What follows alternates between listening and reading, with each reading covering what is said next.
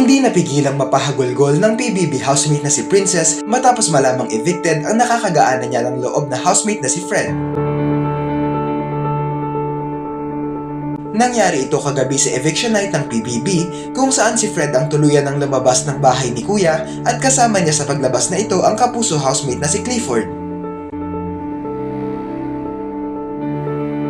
Makikitang matapos i-anunsyo ito ay talagang napaiyak si Princess habang si Fred na isa-isang niyayakap ang mga housemates ay agad na binalikan ang nasabing girl housemate at tinitigan pa ito ng matagal.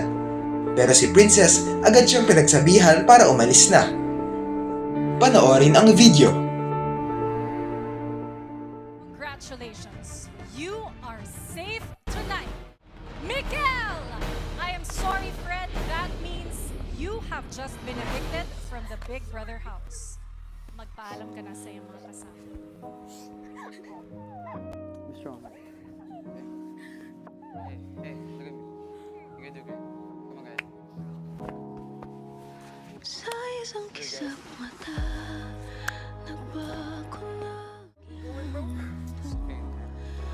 sa isang kisap mata.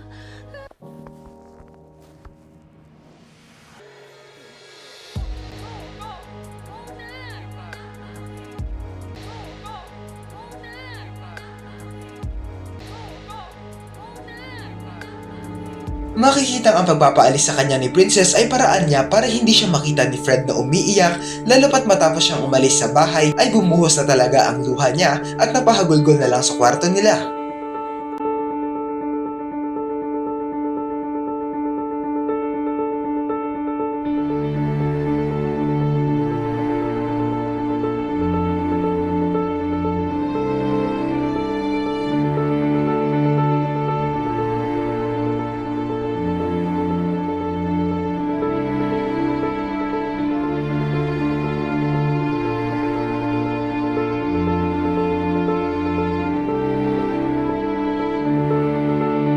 Ang tambalan nila Fred at Princess of Frances ang isa sa pinakamaingay na love team sa season na ito ng PBB, lalo pat base sa ipinapakita nilang mga kilos ay talagang ma-espesyal na namamagitan sa kanilang dalawa.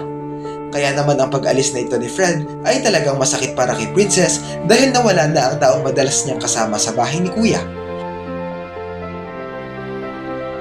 Pero sa kabila nito, mayroon pa ring mga umaasa lalo na ang fandom nila na matutuloy ang tambalan nila kapag parehas na silang nakita sa outside world.